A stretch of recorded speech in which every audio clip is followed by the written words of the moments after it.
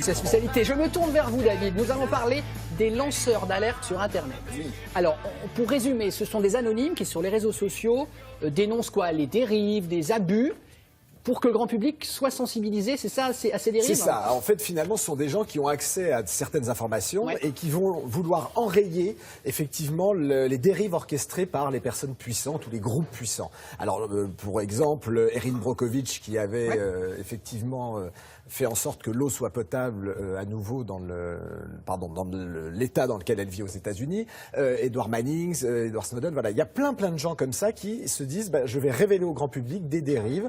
Et pour exemple, j'ai voulu aller rencontrer une femme qui s'appelle Martine Donnette, qui depuis 24 ans est en guerre contre les dérives justement de la grande distribution, puisqu'il faut savoir qu'en France, les supermarchés étendent leur surface commerciale illégalement. C'est ça, parfois dans l'illégalité.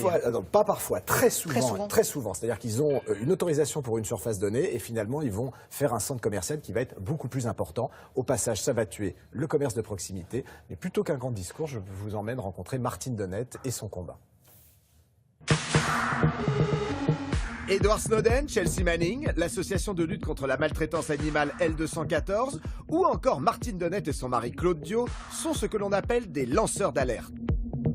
Des anonymes qui partent en guerre contre les dérives des multinationales, des puissants ou de certains États en révélant au grand jour les preuves accablantes qu'ils ont découvertes.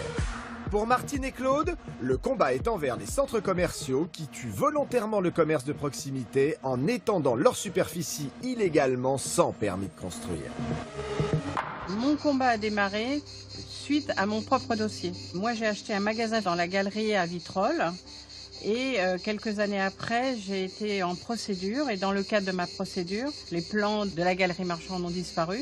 Et au fur et à mesure de nos découvertes, on s'est rendu compte que le permis de construire avait été refusé. Et c'est à partir de là qu'on a commencé nos recherches et à comprendre l'urbanisme commercial. Alors ça, c'est l'ancien centre commercial tel qu'il a été construit en 1970. Après ça, en 1985, Raoufret déclare que ça, c'est existant alors que ça n'existe pas. C'est une fausse déclaration. 1988, voilà, Raoufret a réalisé toute cette extension avec un refus de permis de construire.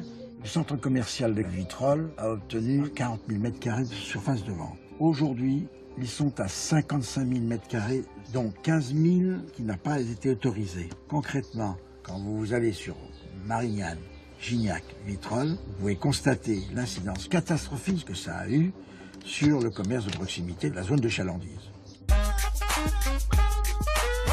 Depuis 24 ans, comme l'État et surtout les élus locaux ne font rien, Martine a décidé, avec sa très faible retraite, d'attaquer les géants de la grande distribution. Et figurez-vous, elle gagne ses procès.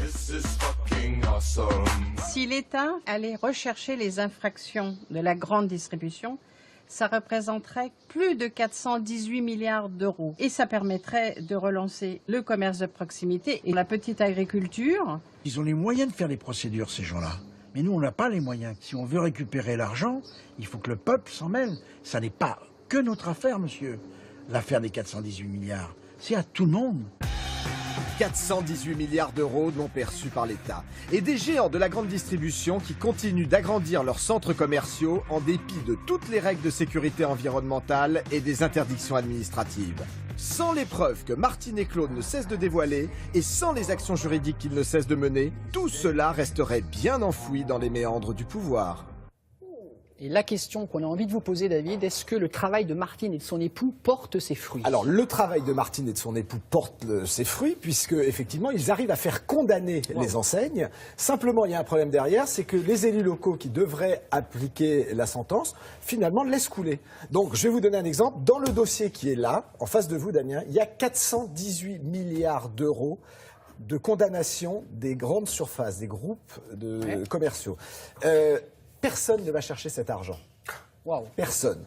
Le préfet, par exemple, là, dans le cas d'un centre commercial récemment, à Châteauneuf-les-Martigues, le 3 août dernier, il y a un inspecteur de la concurrence et de la consommation des répressions des fraudes qui est allé mesurer la surface illicite suite à une condamnation.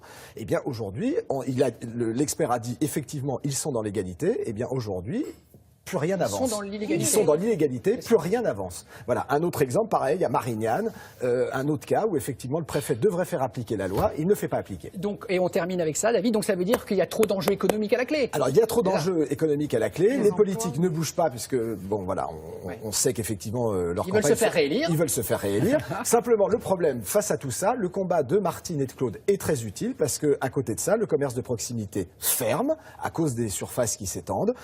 Pour exemple, et j'en ai fini, 800 commerces de proximité qui ont fermé à Marseille, 600 à Nice, 140 à Dax. Alors bien évidemment, la grande surface, ça fait très joli quand on voit comme ça, mais derrière, il y a des vraies conséquences. Et la chose qu'il faut dire et rajouter, c'est que le commerce de proximité aujourd'hui, qui l'envahit? Les enseignes de grande distribution avec leur nom, avec rajouté market derrière, et finalement, ils deviennent les commerces de proximité qu'on trouve.